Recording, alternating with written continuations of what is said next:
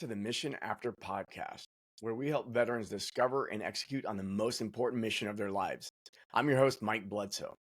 Our guest today is Jesse Gould, a founder and president of the Heroic Hearts Project, a nonprofit pioneering psychedelic therapies for military veterans. After being deployed as an Army Ranger in Afghanistan 3 times, Jesse founded the Heroic Hearts Project in 2017 to spearhead the acceptance and use of ayahuasca therapy as a means of addressing the current mental health crisis among veterans. His organization has raised over $350,000 in scholarships from donors including Dr. Bronner's, partnered with world's leading ayahuasca treatment centers, and sponsored psychiatric applications with the University of Colorado Boulder and the University of Georgia. Jesse helps shape treatment programs and spreads awareness of plant medicine as a therapeutic method. He has spoken globally about psychedelics and mental health and was recognized as one of the social entrepreneurs to watch for in 2020 by Cause Artists. Today, he will share insights on the importance of providing access to psychedelic medicines for veterans, the limitations of traditional treatment methods, and the need for a new approach to mental health care that prioritizes healing and community support. By the end of this episode, you'll discover 3 major takeaways. 1. Access to psychedelic medicines can be critical for veterans struggling with mental health issues such as PTSD, depression, and anxiety. 2. Traditional treatment methods have often focused on symptom management rather than addressing the root causes of mental health disorders. And 3. The importance of community support and the role of psychedelics in addressing ancestral trauma and building emotional resilience. But before we go any further, I want to tell you about our new free resource available at themissionafter.org. It's called 10 Surprising Military Habits That Are Sabotaging Your Career and Your Life. This guide will help you identify and overcome those habits, so be sure to download it at themissionafter.org. Now let's get into the conversation with Jesse Gould. Jesse, it's great having you here. I've been following your work for a while. I remember when I first heard about Heroic Hearts Project and just looked amazing, and then I got to participate in a collaborative effort between y'all and a project that our friend Kyle Bergquist put together, and we were able to go down with 10 combat vets to Costa Rica and give those guys access to ayahuasca while also conducting some research. And so if I just go to your website, Heroic Hearts Project, there's advocacy around making sure that veterans get access to these medicines, and also research and other things. So I really appreciate the efforts you're putting forth. I think we both found that the use of ayahuasca and some other psychedelic medicines have been really critical for a lot of veterans. So curious what got you into becoming an advocate for these things and running this nonprofit. Yeah, and I appreciate you having me on, Mike. And I think we've both been in this like veteran space, veteran voice, veteran advocacy space. I think you've been in longer than I have, and so we know that it's the case. Unfortunately, veterans, their life and their health and their many other things, unfortunately, has to come from the community because it's not coming from the outside. And there's so many different dynamics that we're just left to figure it out for ourselves. And so, voices like you are super important to push the conversation forward. And right now, psychedelics is sort of a hot topic, and I'm glad it is because it is showing to be effective. It is showing to be a resource for people who have been struggling with PTSD, depression, anxiety for quite a while, with kind of limited resources. There's not that much out there that's shown to be super effective. The current treatment protocols are helping some, but not a huge portion. And that's kind of leads into my story where, so I was an Army Ranger. I was in Ranger Regiment, 1st Battalion in Savannah, Georgia. Did 3 combat tours in Afghanistan as a section leader. I was a mortar section leader for mortar platoon there.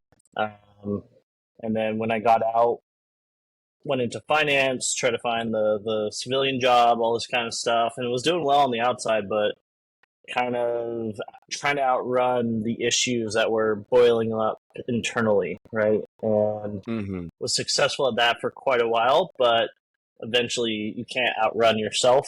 And I was fortunate that I saw the red flags. I saw the bad behaviors, the anxiety, the depression that was hitting me, the abuse of alcohol to suppress it, the risky behavior that just kind of put my life secondary to a lot of this kind of stuff. And I saw myself in the mirror one day. I was like, this is this is not living up to your best potential. Like, something's going on. And so I did try to seek help, but I was also not in an economically flourishing state at that point to where I could just pay for my own therapist. So I went to the VA and was just wanting to talk to somebody, wanting to like get a professional's opinion on like what was going on with me. And so I went there and did the whole intake with a social worker. And it just became clear very quickly that the pressure would be to get on medication, right? And I was diagnosed with PTSD, and I think with a lot of veterans going through the VA, and this is not to knock the professionals in there, like there's great services and all this kind of stuff, but the way the protocol is right now is for many people with PTSD or people that are diagnosed with PTSD, it's kind of more of a maintenance of like, okay, well, you have this, let's figure out a way to make your life manageable, maybe not overcome it. And that generally involves, or more often than not, involves medications that suppress a big part of yourself. And so that was sort of the decision put in front of me of like, okay, you have this, we've seen this before, more than likely we'll get you to a therapist. They're going to recommend prescription medication, SSRIs. But there wasn't an alternative. I couldn't just go see a therapist without that extra thing. And that didn't seem like the next step. And I've seen people that were helped by SSRIs, but I've seen people that were definitely not doing better being on medication. And so I kind of walked away from there. And it was also just this very superficial, like PTSD, rubber stamp, okay, veteran with trauma, this is our course of action. And so I was just like, okay, well, I'm spiraling downhill. Like, what? The professionals don't seem to know what to do. And that's when I was listening to like a Joe Rogan podcast or something like that. Somebody brought up their experience with ayahuasca. It was this crazy, psychedelic journey. I had never done psychedelics, had no interest in psychedelics. I was kind of in that dare mentality of like, fine if other people did it, but it's just escapism. It's a drug. It's another, substance of abuse. And so at first kind of rejected it, but with nothing else. And with this ayahuasca thing and the cultural dynamic of it, being from these Peruvian tribes, these Amazonian tribes, dates back thousands of years. For some reason, that allowed me that entryway of like, okay, this is not just drugs. There might be something else here. And so I took that leap of faith and went to Peru, went through a week-long retreat that had multiple sessions of ayahuasca, all the time thinking like, what are you doing? This is crazy. And when I went through it, it was super challenging. It was probably one of the more difficult things that I've done. You can attest to this because it puts you up against yourself in a lot of ways. There's no room to hide. But coming out from the end of it, it was just like, oh, shit, this is not what people told me this was. This was not enjoyable. But also it reset me in not only the psychological way, but, I had traumatic brain injuries from just being exposed to all the concussive blasts during my time in. It seemed to reset my brain as well. It was like, oh, this is what a functioning brain feels like. And that's what led to Heroic Hearts Project of, I felt lucky that I stumbled into this. I didn't see a prominent veteran voice in the psychedelic space. There really was no nonprofit organization at that time. and the dynamic of also, if I'm going to advocate for this, I don't want people just to go overseas and figure it out for themselves, because there's a lot more support that I felt like I could have benefited from. And so that's what we created, of talking about this in a straightforward way that is approachable to veterans, as well as if they feel like this is a good step for them to take, we provide that support of preparation, getting them to centers that we trust, that are safe, and then that aftercare, the integration, where this is that new dynamic of psychedelic therapy versus other therapy, is psychedelics unlock a lot of stuff. They bring up stuff. And so you need to figure out how to process that. You need to figure out how to connect to these emotions that you might not be comfortable with and integrate that into your life, which a lot of us are not comfortable with, but that's how you become healthy. Yeah, I think that's it's really powerful talking about the integration of those experiences, because I've made several trips down to South America, and when you're sitting with the healers down there, the solution is sometimes like more medicine, or they've always been living down in the jungle, and uh, the medicine and the ceremony is incredibly powerful, but for them to be able to say, well, this is how you integrate back into the Western world. I'm an American.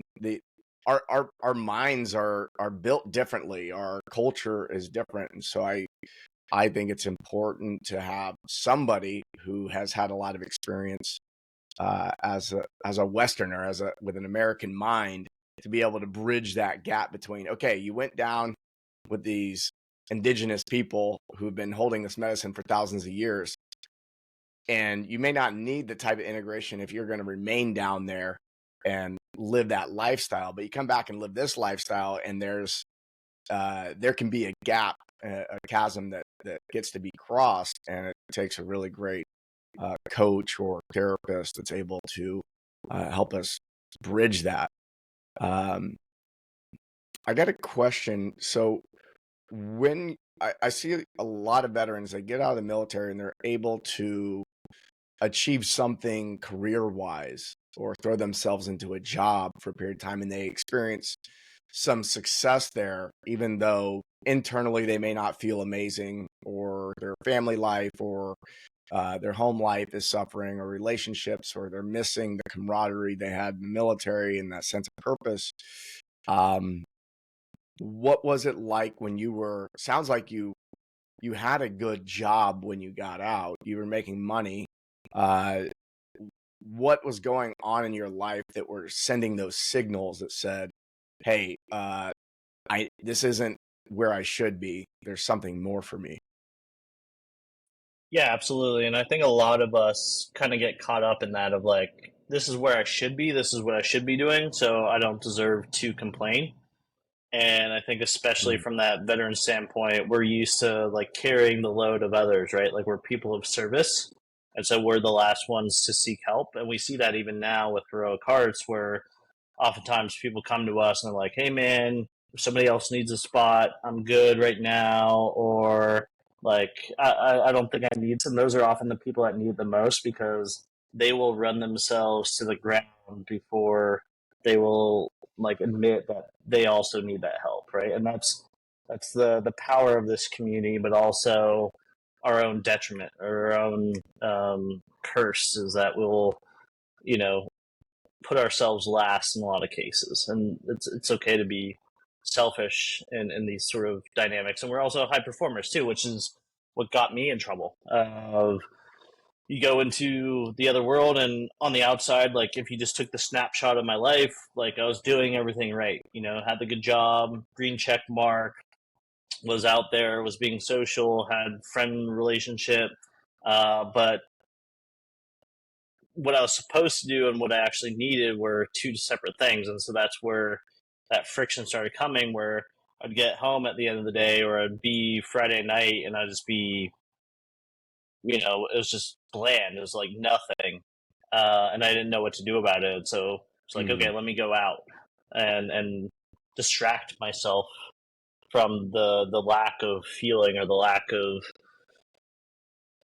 motivation, purpose, whatever the word was. And so for me, and I see this with a lot of veterans, that transition is very tricky because we come from the spot where we're surrounded by people that uh, care about us, that we're super close to, sometimes even more than family, right? Like this camaraderie of that, and you form these strong relationships, and there's always somebody to check your back. There's always somebody to check in. There's always somebody to ask you, like, to hang out, have dinner, go out, what have you. And there's also being you're kind of at the front and center of geopolitical events on a global scale. There's like this purpose there that you are in a lot of cases, and that you can debate the whole dynamics of the GWAT and stuff like that.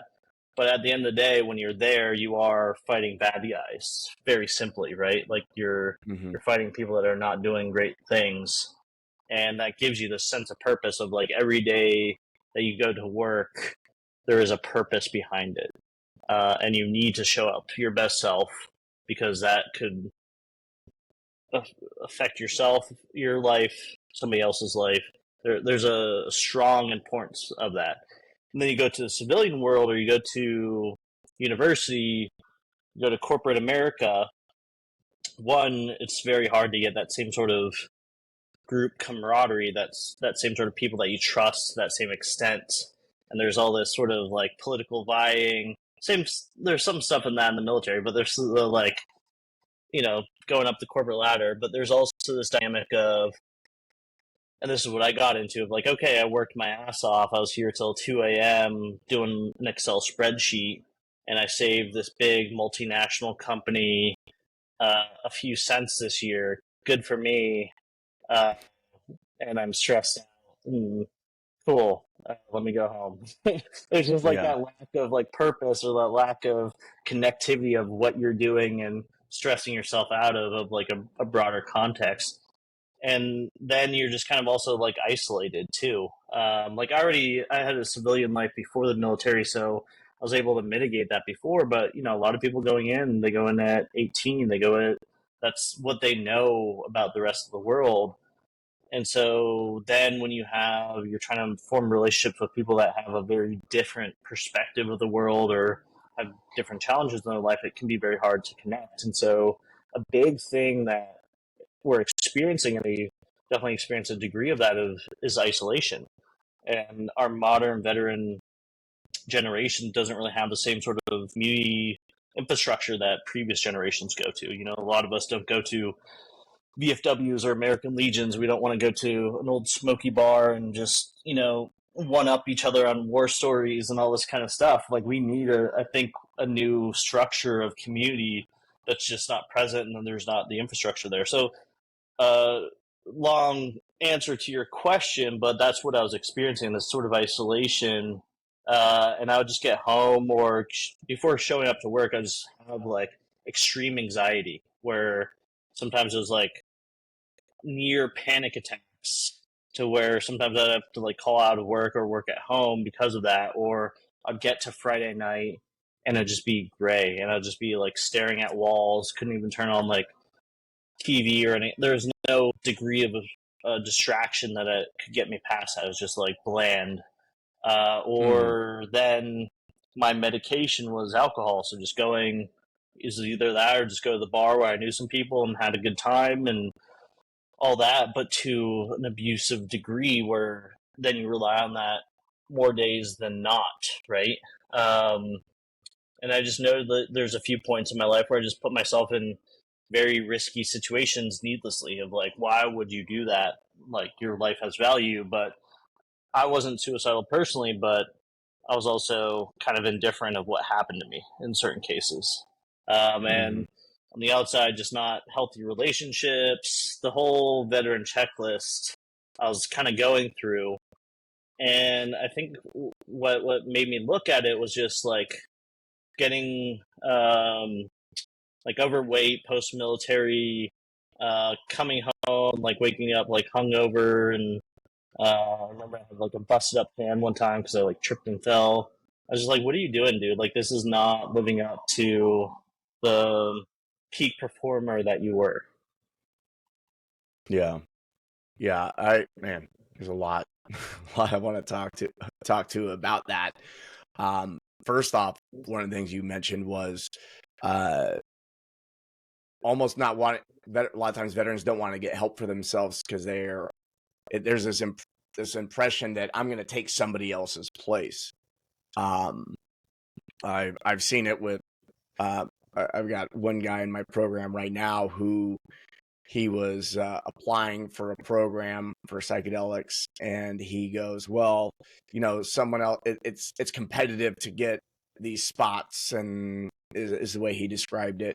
And he goes, I think I'm okay, so I'm afraid I'm going to take someone else's spot. And then we end up going deeper with him, and sure enough, like, he's gotten to the point now, he's like, oh, I actually get to do this for myself. But also the one thing I've realized, and going back to the beginning of our conversation, is veterans helping veterans. And so the having getting your own help first allows you to come back and help your fellow veterans. Like, if you never get that help for yourself, then that's one less veteran that can help another veteran. So this, to me, it's a multiplier. It's like, let's get everybody we possibly can into a program, get everyone into something that's actually going to help them have the experience of healing and personal and spiritual development that gives them a really solid ground to stand on. Because the model of go to the VA, get psychiatric drugs, get on a waiting list for therapy is just not effective for 200,000 new veterans every year. We have 200,000 new people getting out of the military every year.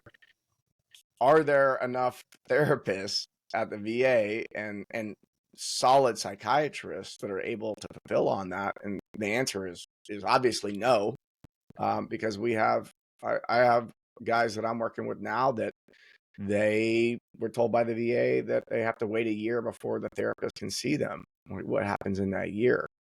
And it sounds like you were not in that crisis place. Like, if you're not if you're not having suicidal ideation right now, it's sometimes hard to get help. Or it's like, well, I don't have suicidal ideation. I know that other veterans are having it worse. I'll let them go. And I think that there's this really big gap of people who may not be in crisis right now. They're not homeless, or they're not hooked on heroin or whatever drugs are out there right now. They're not hooked on those things, but they are in a survival. They're still suffering, and I think that that's the best time to get help.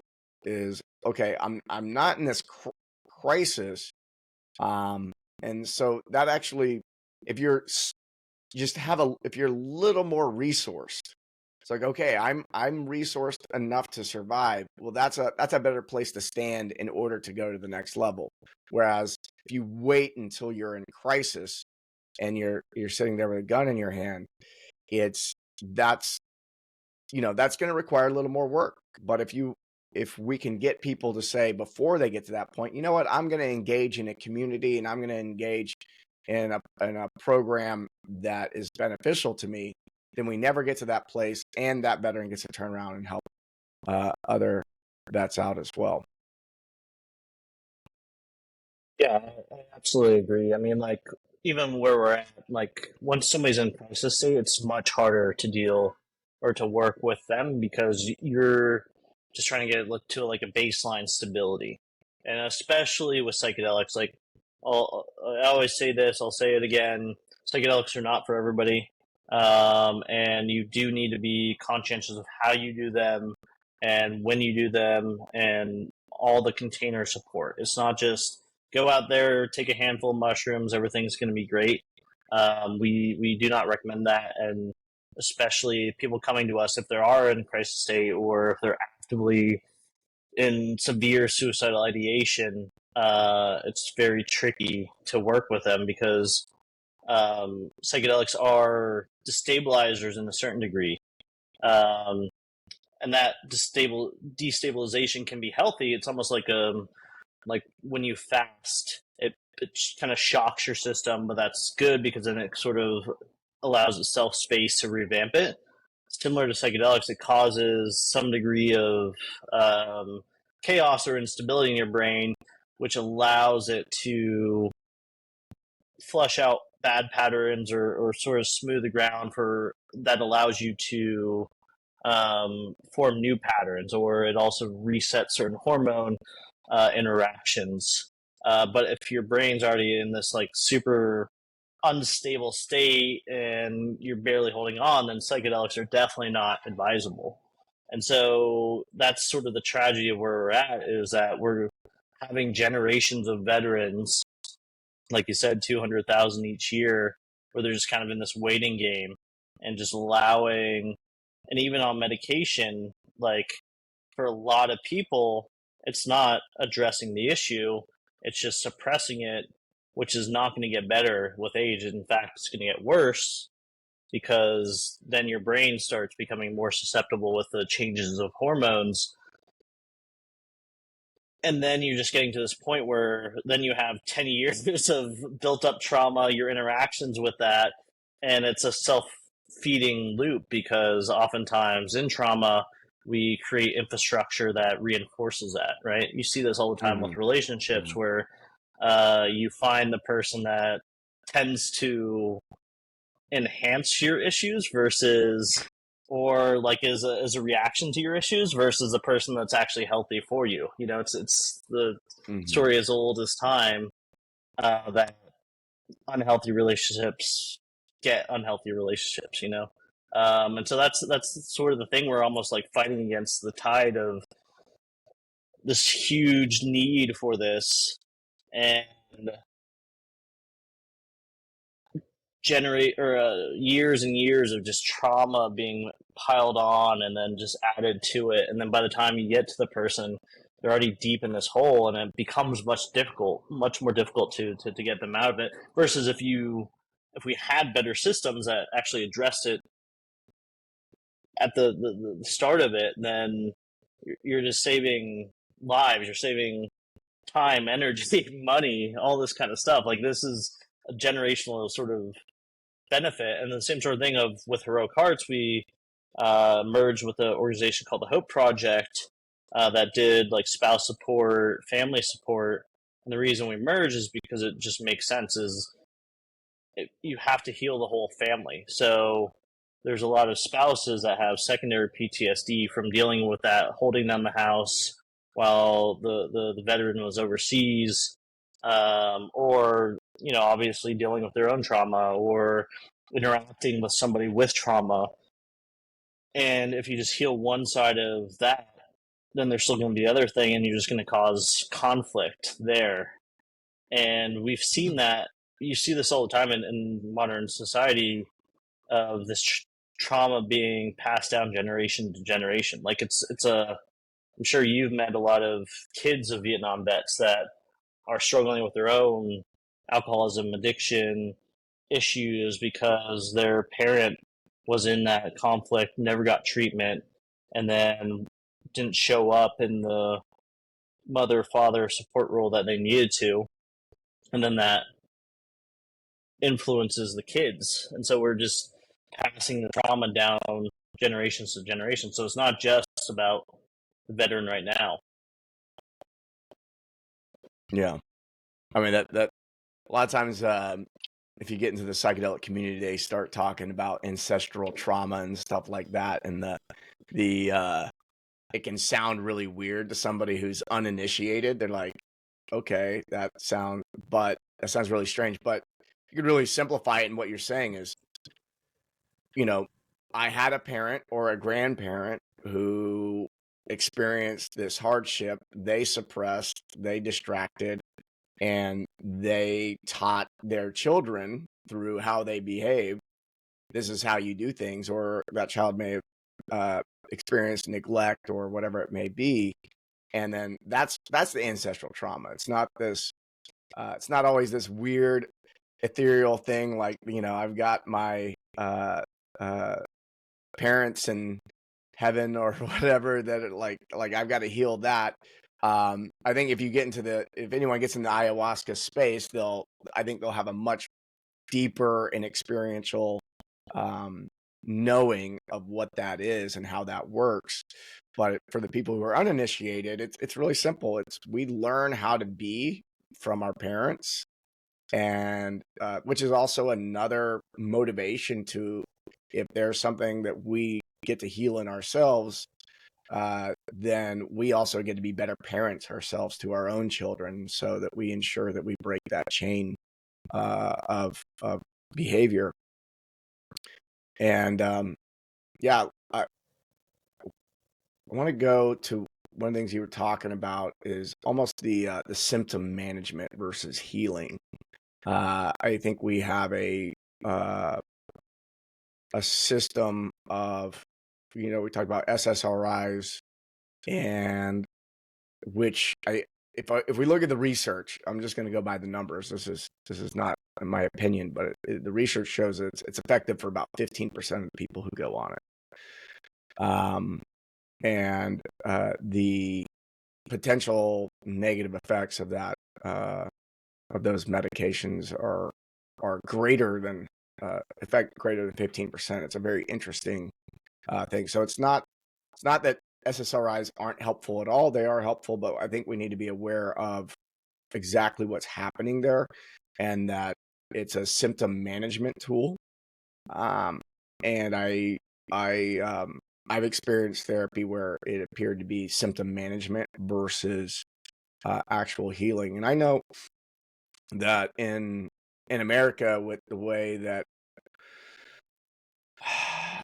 the way the rules around how you can talk about healing in regard to medicine or specific modalities is really limited. It's very interesting in that you can't necessarily make particular claims that something completely heals something, but also, and at the same time, we have this really great marketing machine that's able to say everything but that on television about how these things will, make your life perfect, and there's rainbows and butterflies and all that kind of stuff.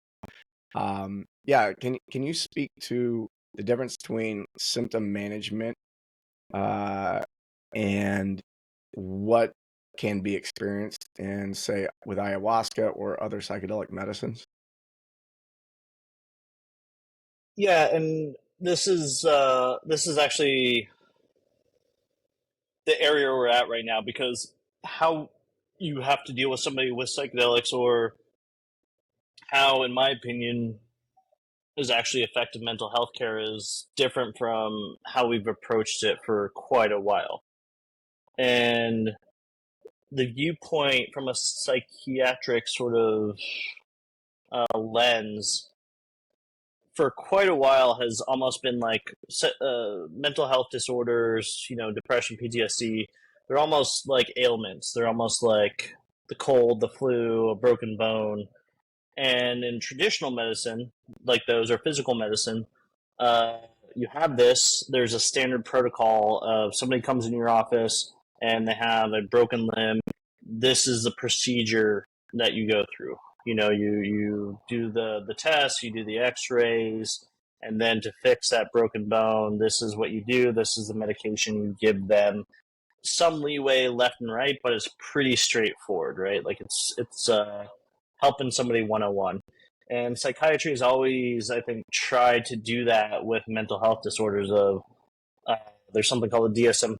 It's like the list of all the potential mental health disorders, and this is how you deal with that. Of like, okay, you come in, you have commonality of symptoms with other people that have been depressed. So this is our procedure, of course, and this is absolutely how the VA works. You can read in their things of somebody comes in, PTSD, okay, talk therapy, medication, reassessment, all this kind of stuff. Sometimes different degrees of talk therapy depending on the hospital. And so again, it's treating it like it's a singularity of like everybody that is depressed for the same reason and depressed in the same manner, right?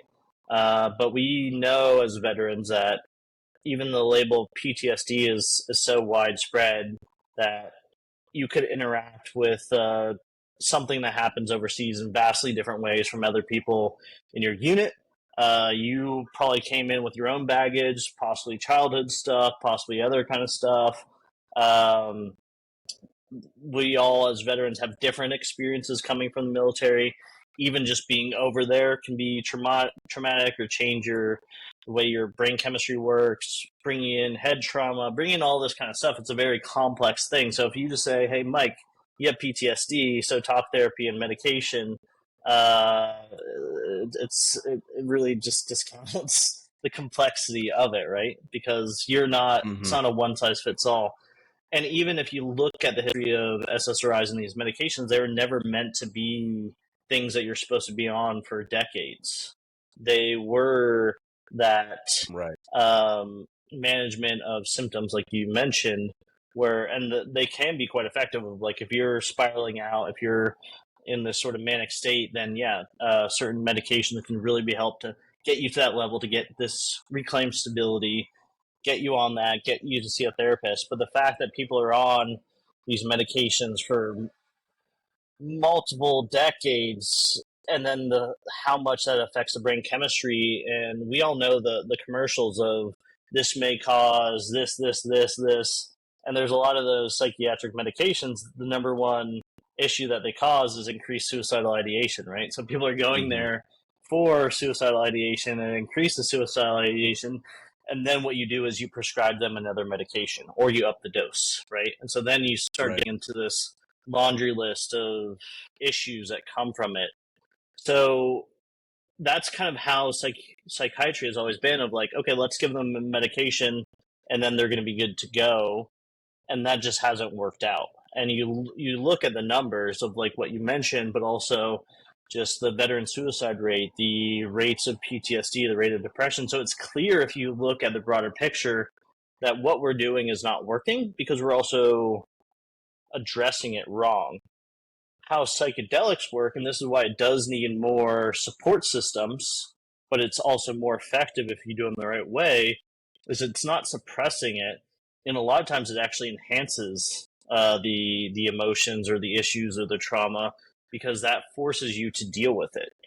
And so that can be very challenging. But if you're in the proper container, if you have that support, that's kind of what you need to do to actually address it, bring it out, have these emotions, have these feelings. And then that's where the integration comes in, where you have a supportive community that, it's going to take some time to level out. And so you might have these times where you're just like, oh man, I'm super depressed. All this stuff is coming up, all this stuff from my childhood. I can't believe that happened. How do I process this? But if you're there with support, then it allows you that time, space, and comfort to process that, as opposed to just keeping it down. Because if you keep it suppressed in your system, and this is shown that it actually has health issue, or it causes health issues. It can cause affect your immune system. It can cause chronic pain. It can cause all sorts of complex things with your general health, and just also how you interact with society, with relationships, with family, all this kind of stuff. So psychedelics are not this thing. It's not like a Tylenol where I have a headache and I take this and no longer have a headache. It's a thing that brings the stuff up, so you're actually able to navigate it and express it. And the analogy I often use for people to understand this, where how modern medicine works, modern mental health medicine works, is if you go to your therapist, okay, Monday morning, you're like, hey, I feel like shit, I don't have motivation, I have a headache, or whatever, and they're like, okay, that's horrible. These are the symptoms. Let me give you an Advil and this, and you'll feel better. And every Monday you have to go back, and they're just addressing the symptoms. What they should be doing is like, okay, well, Mike, why do you have those symptoms? And it turns out that you're just hungover, that you're drinking your life away the night before, right? And if you ignore that part and you're just like, okay, well, you have a headache, here's the Advil, you got a drug. Like, well, Mike, why are you getting drunk on a Sunday night and having this hangover? Sorry for the siren if you can hear that. that's Oh how boy. you get to the root cause of the issue, right? Like, let's address why you're doing this action that gets you to these symptoms as opposed to just addressing the symptoms. And that's kind of what modern mental health is missing. Okay, well, you're reacting this way, you're hypervigilant, all this kind of stuff. Let's suppress that emotion. Let's go back to it. And they're trying with talk therapy, but talk therapy is a limited tool because you oftentimes don't know exactly why you're reacting in this way. And so if I keep asking you, or I keep having you talk about an incident that happened in Afghanistan, you're going to be like, okay, I've talked to you about this 10 times. It doesn't seem to be helping. Whereas with psychedelics, it brings this stuff up. And like, oh, actually, a lot of this happened from my childhood, which then led to these other decisions, which then also made me super susceptible to this. And so that's the sort of new dynamic that we're coming Right. into. And it's uncomfortable, especially from a mental health landscape, because it's new, it's changing, and there's going to be people that are going to grab on to what they know uh, super strong, and that's the confrontation. But we have to move to something that works, because what we're doing right now absolutely does not work for the vast majority of people. Right. Yeah, and sometimes I'll make comments like that. It's like it's not working, and they go, "Well, how do you know it's not working?" It's by the numbers. It's you just look at the numbers. It's not. This is not an opinion. You know, I think a lot of times people they go, oh, that's an opinion." I go, no, no, no. All you have to do is look at the results, and the results are in the stats. And so I'm not saying I know exactly how to make it perfect, but I can tell you it's not working, and we need to explore other things. We create really sophisticated strategies for distraction or suppression of emotion. That is usually we figure these strategies out in our childhood, and they become really effective in helping us survive. And so the talk, to your point with the talk therapy, is if we have really sophisticated subconscious strategies for surviving these emotions that we may judge, and then we get into a psychedelic experience, and you were talking about, it amplifies those. The way I see it is those strategies get dissolved in the strategy, and then you're exposed to the reality of whatever's going on for you emotionally. So yeah, you're forced to deal with this. And I've had men and women come to me who I get talking to them, and they want to build more emotional resilience. They want to build more emotional intelligence. And then my next question is, well, what pharmaceutical drugs are you on? And then they've got an Ambien that helps them go to sleep. They've got something that helps them wake up. They have antidepressant, anti-anxiety to help them get through the day. And every single day they're dumping chemicals in their body to avoid that feeling. And I have to tell them, I go, well, as long as you're on this cocktail of medications, your ability to increase your emotional intelligence and emotional resilience is just, I'm not sure it's possible, because you have to actually experience your emotions in order to build resilience. You have to experience them to build intelligence. Your ability to connect with others on a deep level is going to be really mitigated if your access to your own emotional state is hindered. And so that's a really tough. I've had people, and on top of that, most of those medications are contraindicated to psychedelic medicines as well. You can't be taking SSRIs and go do ayahuasca. That it can cause a really major physiological, which will turn into a psychological problem. And so they are basically opposite in nature. You have what's going on for most people and what they're being prescribed, and then the psychedelics is very much so the opposite. So, and I don't want to make this sound like we're bashing these things, because everything does have a place. But I think where we both can agree is there's just the use of SSRIs and the use of some of these medications and the type of therapy is overburdened and overused for a very specific. We see this symptom, this is what we're gonna throw at it, and it's so much more nuanced than that. So much more nuanced. Yeah, absolutely. I mean, and I agree. I don't want anybody coming from this to feel shame or to come off SSRIs or anything like that. That's not what we're saying. Uh, like, those are the tools we have, and they can be quite effective. And it's just where we're at right now. So the question of just like come off of them and everything's going to be great and just take psychedelics. That's not the case. Uh, and they're And all just don't do that cold turkey.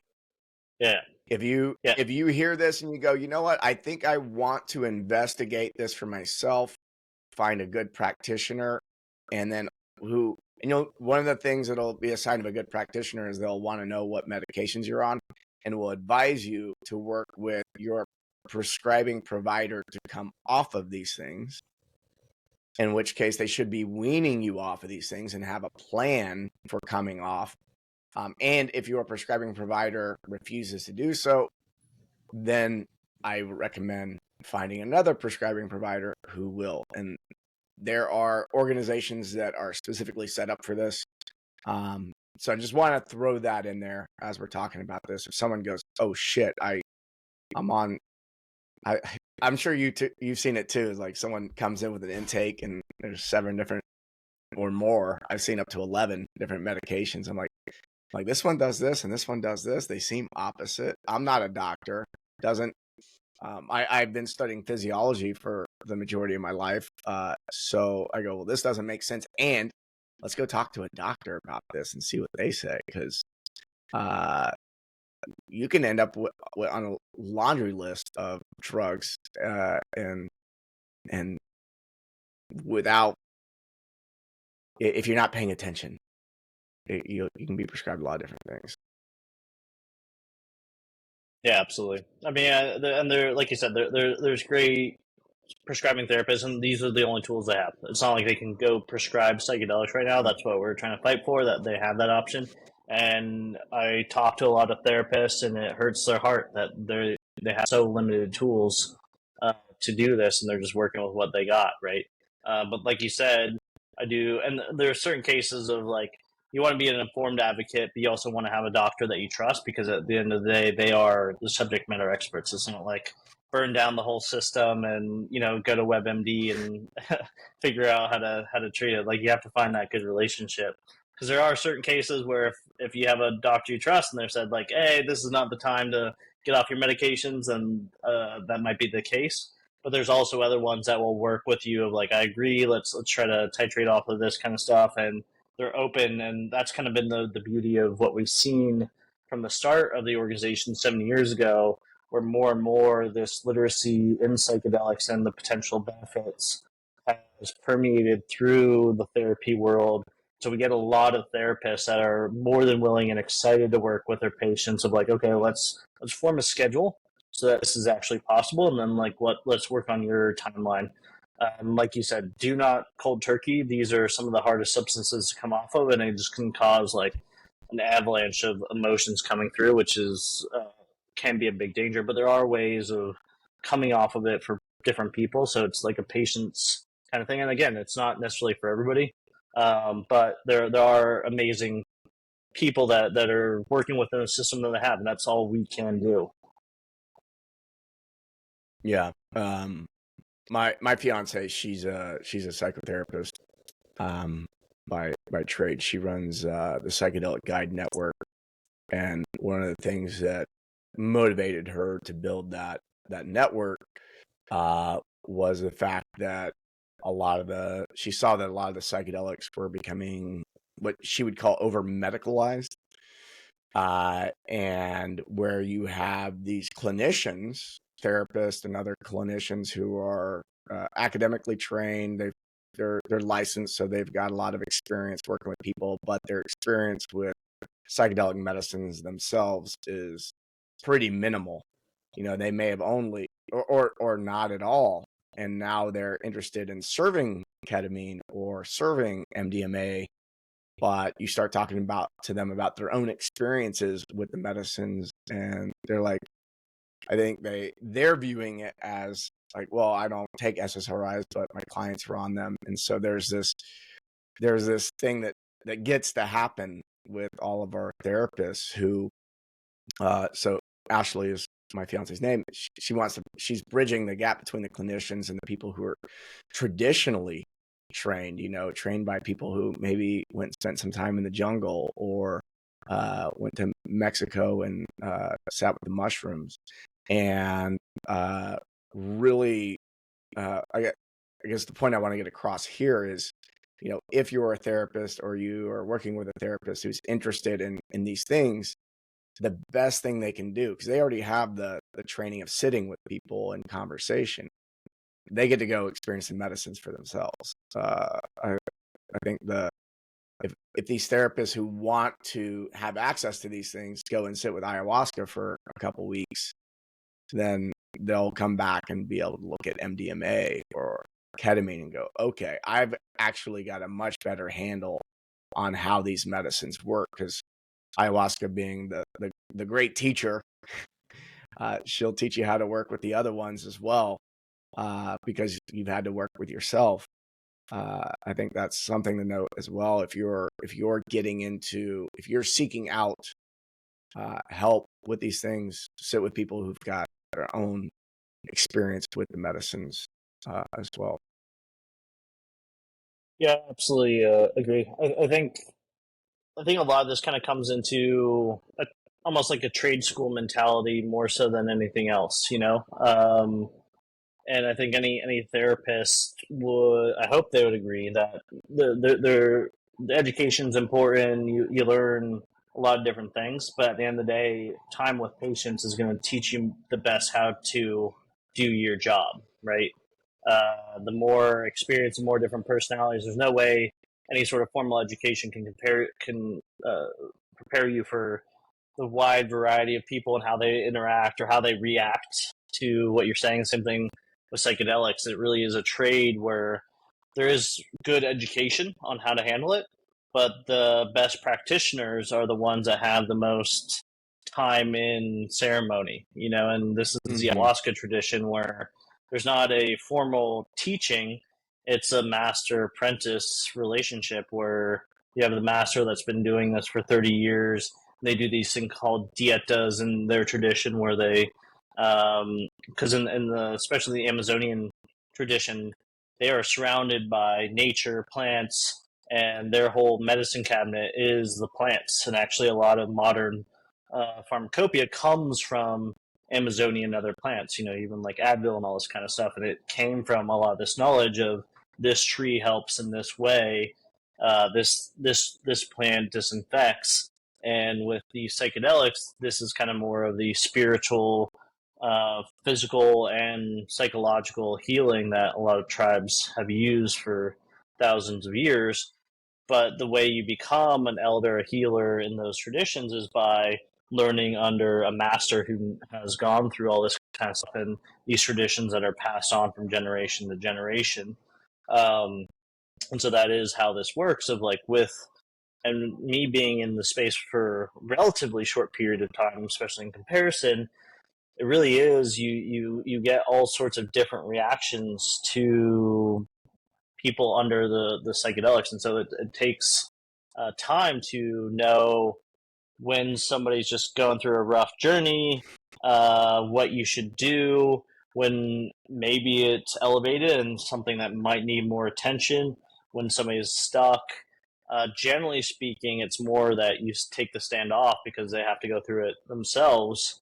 But you also need to know if there is something that's like a negative interaction with it, which is not common, but you still need to know when to elevate the situation or how to be there in the presence of somebody that's having a really hard time, right? And there's a whole, even my time in it, there's a whole spectrum of interactions with it that I've seen. And it's just that experience that you have to get used to. And I think, again, it's the same as therapy. Like, everybody's going to present themselves in a different way, or if you speak to them in a certain way, they're going to have that reaction. And the only way you get used to that and become a good therapist is time in session or time in medicine. And I think that's sort of, again, this Mm-hmm. different dynamic where we view doctors of, okay, you go through undergrad, med school, residency, and you're a doctor, and that's all you need. Uh, Versus of like, well, how long have you been doing this? How much time have you been interacting with people in this sort of space? And I think that's another big transition in terms of how we approach this. Mm-hmm. Yeah, can you speak to, because I imagine when people hear about psychedelics and ayahuasca, they think mostly about it uh, improving us psychologically. You know, we've talked a lot about PTSD, which is, you know, a psychological symptom in the DSM-5 that we can, you know, put that rubber stamp on somebody so they, you know, the insurance knows what to do. I mean, uh, I think people have gotten the idea in this conversation, at least by this point, that it's much more nuanced than that rubber stamp. But um, let's get into the physical aspects of it, because I think that's something that's commonly overlooked in TBI and what's happening with the brain. I've also had experience with ayahuasca and healing with the gut. So curious your experience with that. And a book that commonly recommend to a lot of people is The Body Keeps the Score. And it's one of those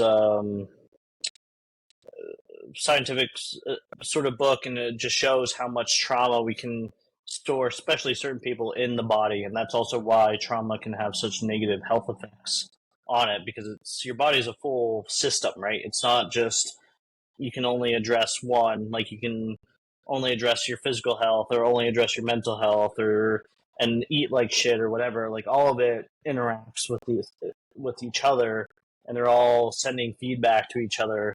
And so you do need to focus on everything.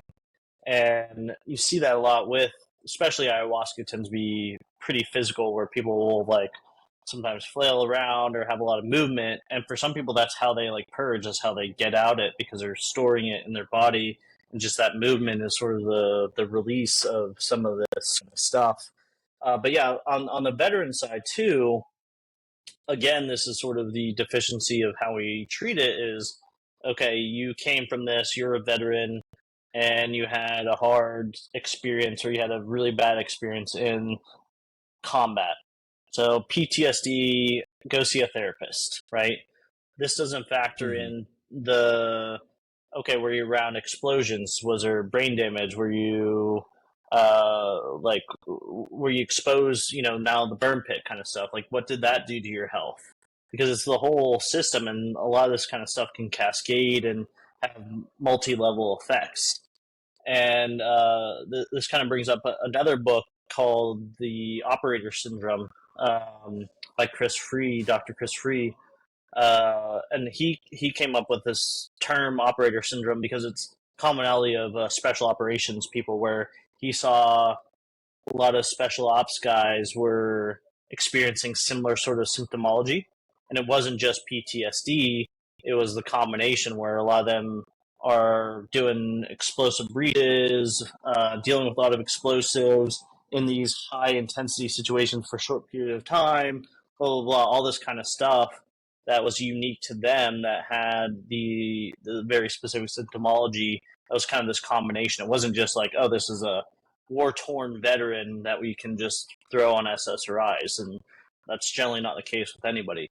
So what we're seeing now, and there's a New York Times article I think last year, which has been known in the veteran space for a while, but it's good that it's finally like elevating, is that a lot of us that are exposed to shooting mortar, shooting rockets, door breaches, even high caliber rifle fire, it causes these micro abrasions in the brain, similar to almost a physical concussion. And if that's not dealt with, or you have repeated exposure to that, it causes damage to the brain.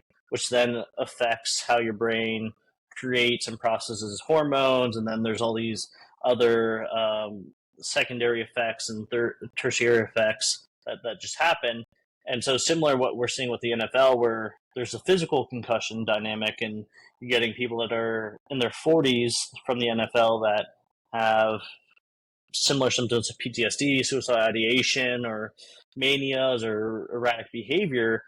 You're seeing that with veterans where it's a compounding effect, where maybe you have that experience, but then also your brain is damaged. And so then that just augments what you're going through. And then you add on the gut microbiome of us eating MREs for a while, or, inhaling beautiful Afghani burn pit sort of fumes and having this all go through your system. All of it is very connected. And so there's a high instance of leaky gut in veterans. There's a high instance of chronic pain. There's all sorts of different dynamics that people are not able to just treat because they're dealing with it in a very isolated effect. There was this one study where, and you have to take this with a grain of salt, because anytime there's like rat studies, it only translates to humans so often, but it's some direction to look in, where they had rats. They essentially hit them on the head enough to give them like a concussive blow, and a super high frequency when that happened of the rats forming leaky gut. So that brain damage caused issues with their digestive tract. And you're seeing similar symptoms in veterans and all sorts of different things that are, again, all this kind of stuff, because we don't know. We just throw medication at it. And then next thing you know, you're just on a handful of pills. You're still feeling like shit.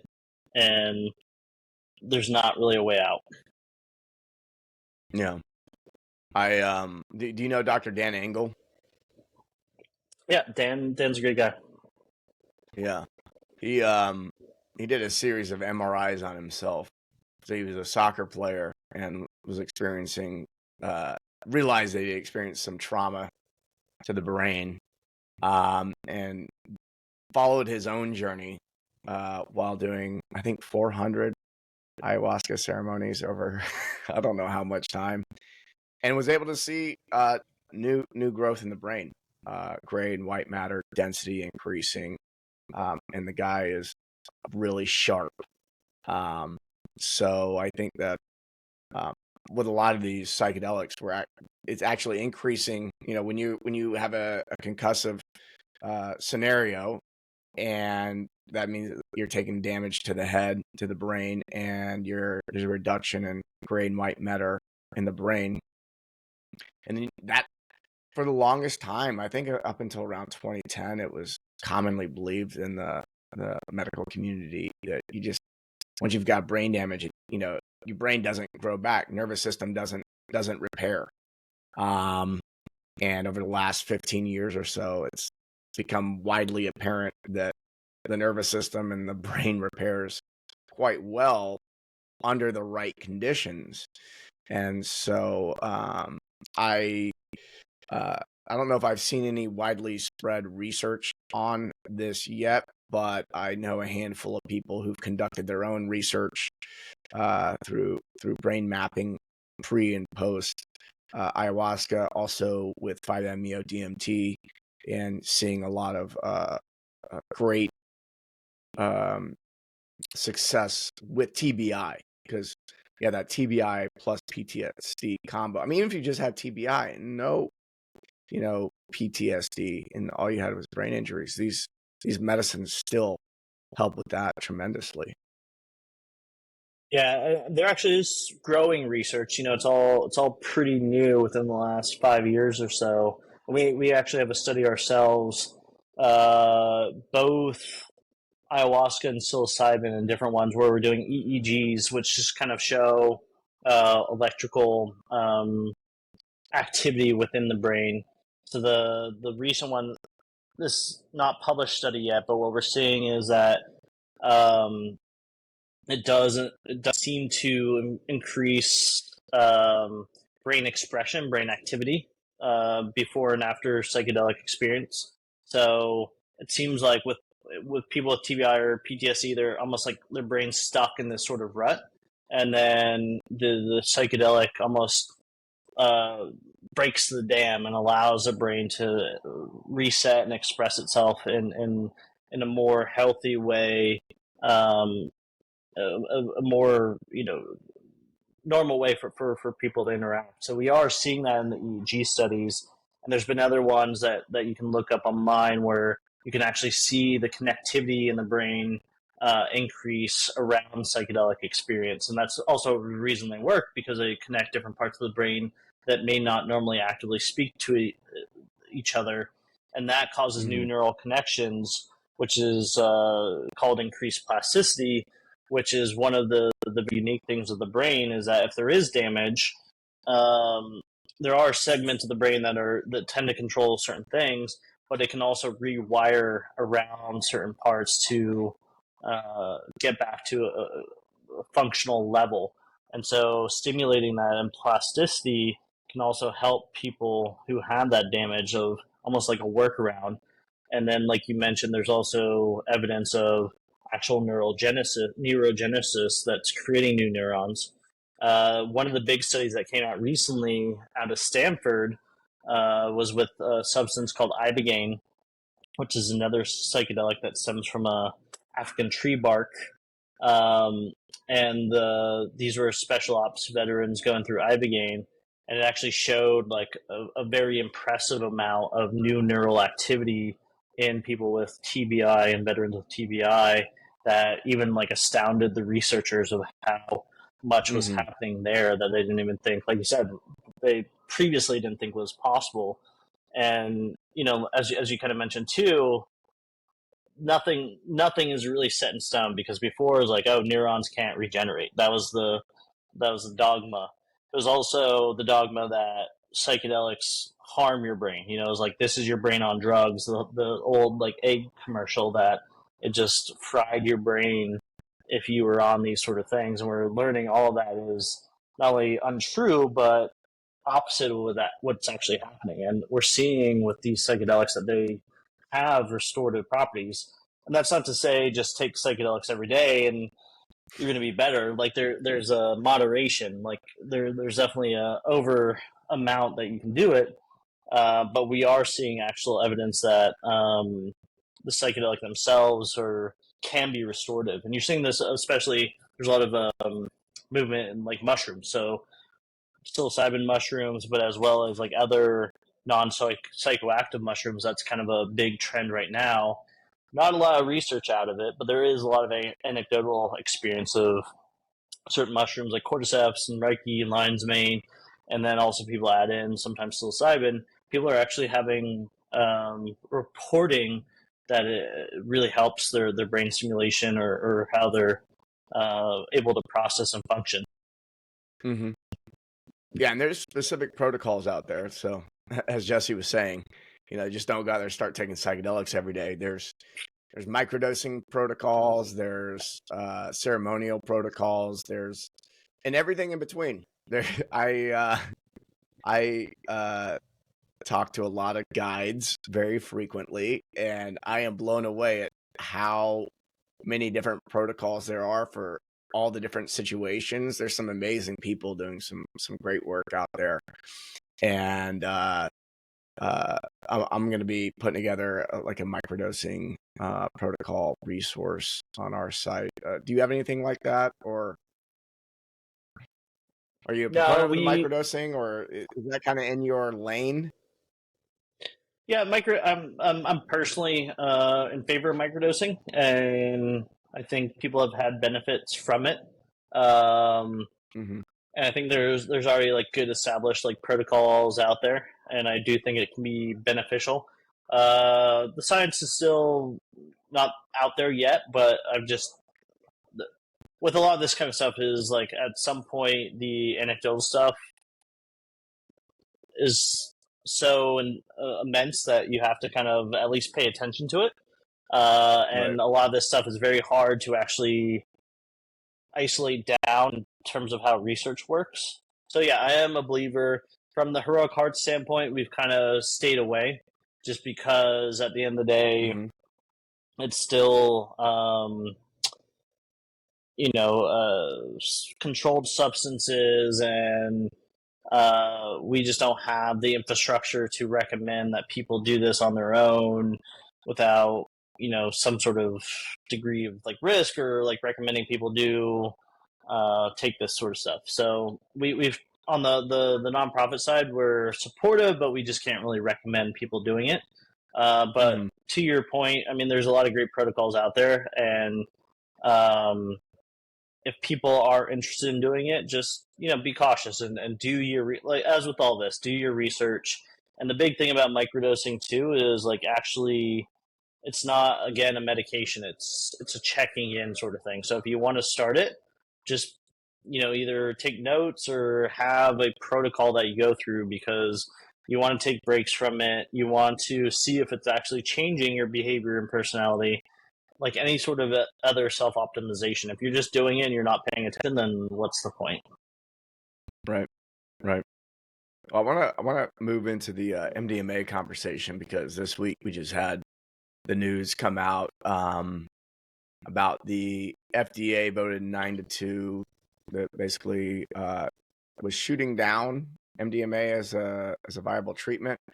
I also, from what I understand, I heard Rick Doblin talking about like there's something else in August that's happening.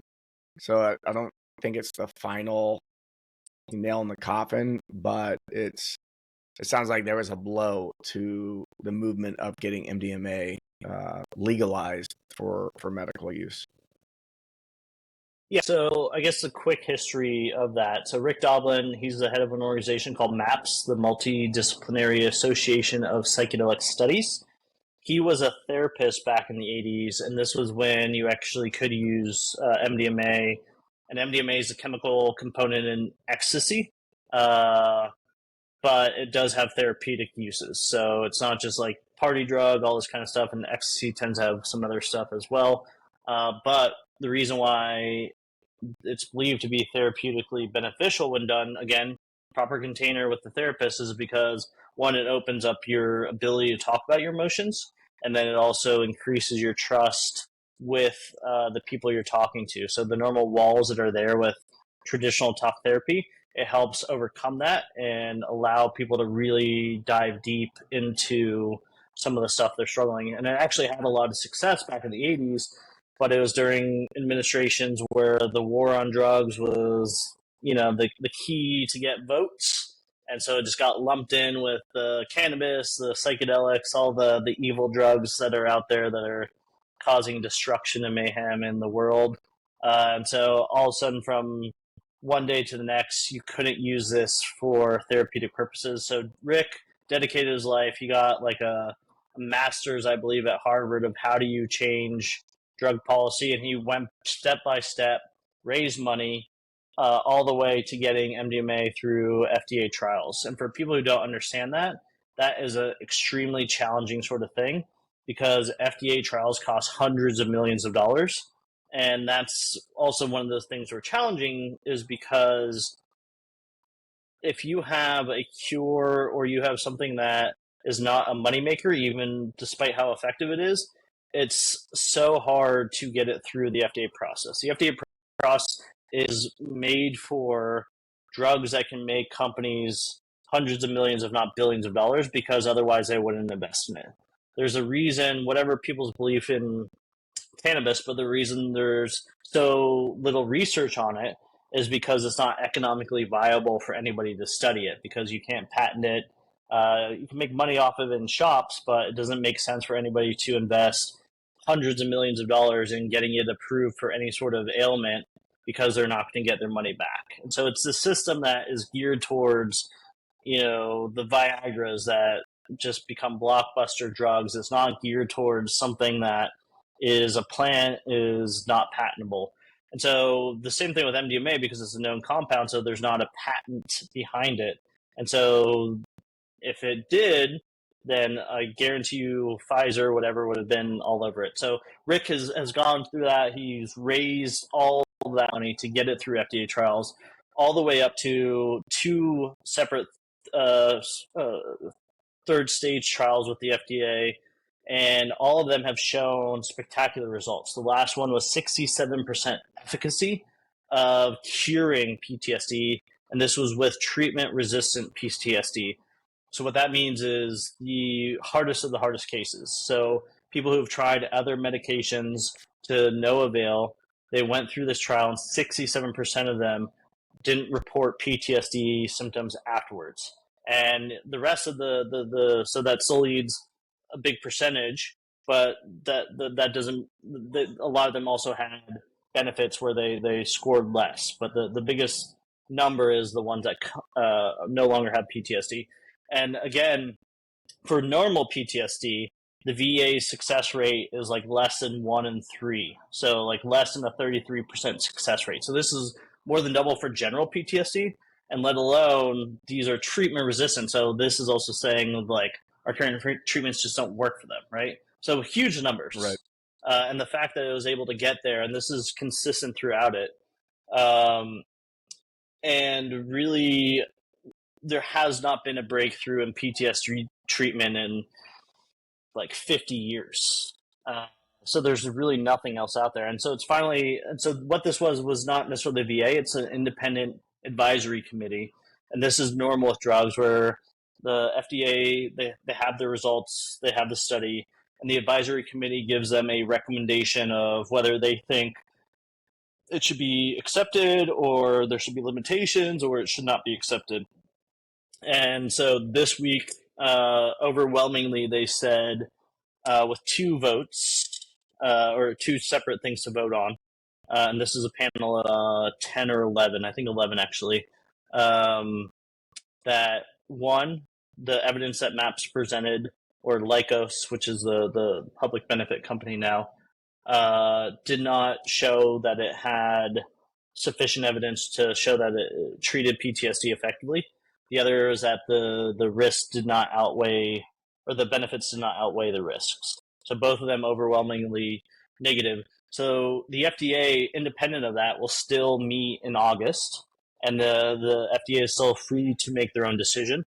And they do deviate from this advice occasionally. So if it's a no from that panel, somebody said it was like 67% of the time they agree with them, but there's the rest of the time they can diverge.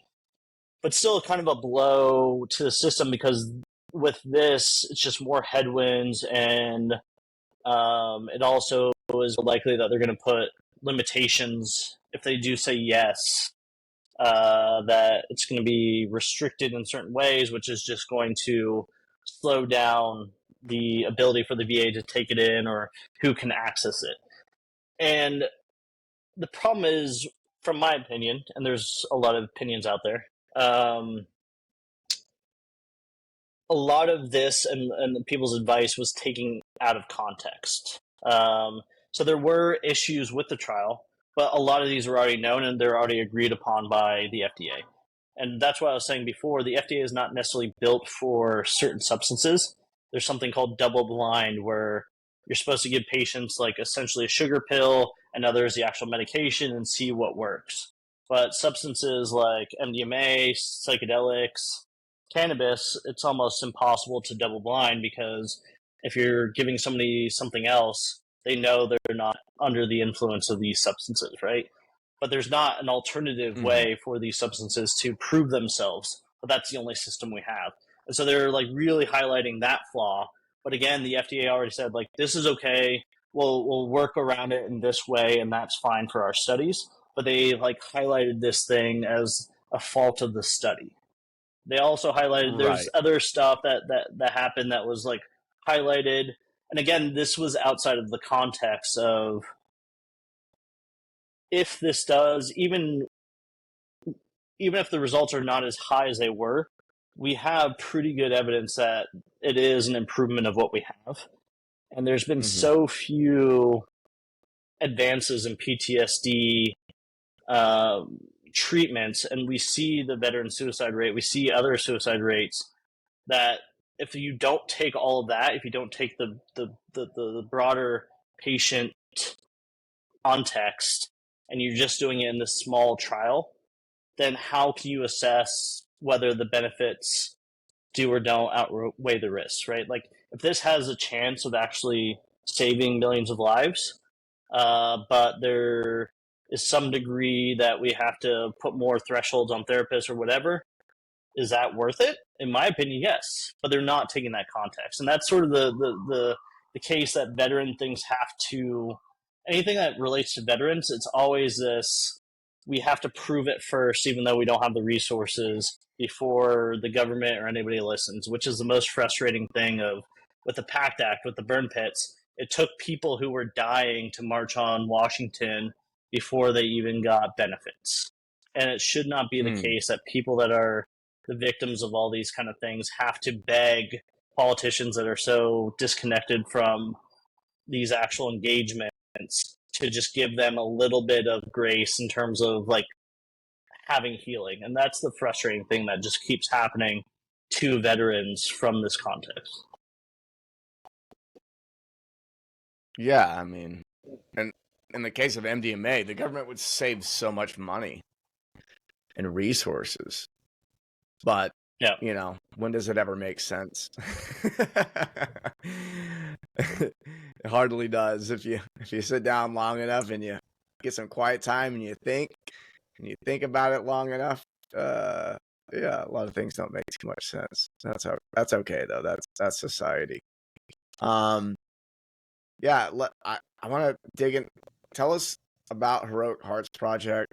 You know, we got into a little bit about why you're doing it. We talked about the what a bit of, you know, the psychedelic medicines. Can you tell us exactly what Heroic Hearts Project's up to, and what people should know about it? Absolutely.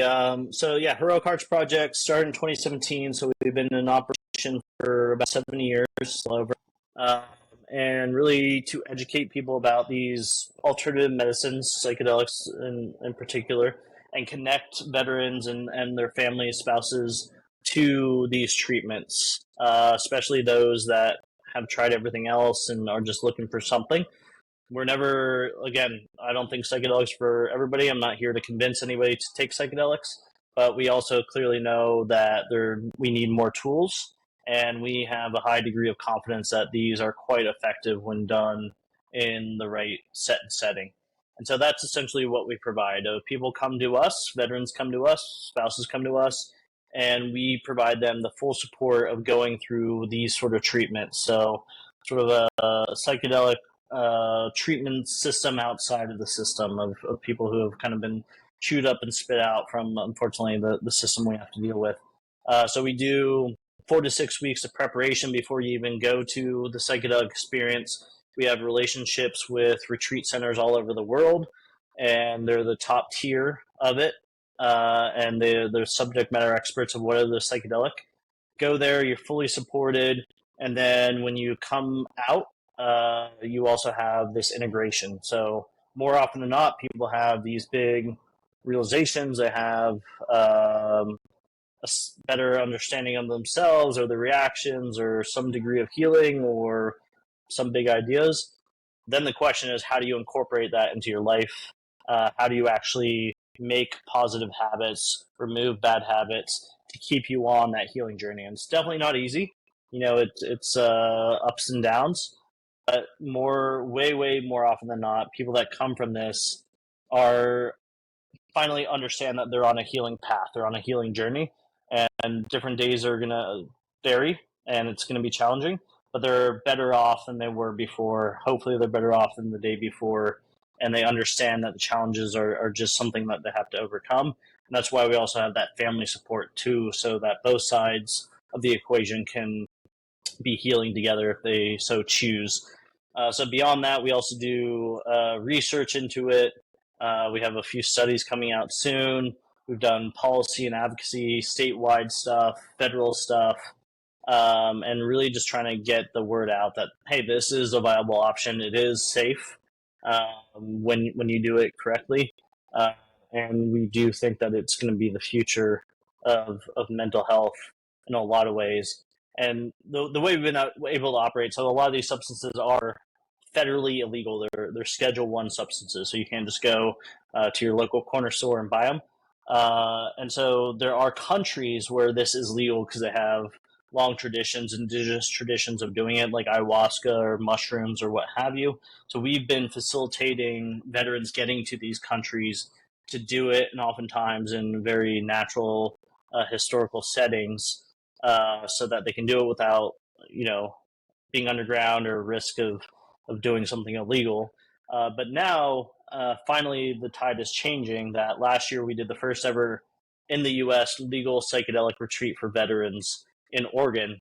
Oregon and Colorado passed laws that allow people to do psilocybin journeys in a somewhat medicalized dynamic, but still add that community and ceremonial aspect to it too. So you have the safety of Western medicine, but you can also engage in these psychedelic practices that are shown to be quite effective. And for us, that's super exciting because we need this in the US. It's a shame that veterans have to go overseas to other countries to get life-saving care.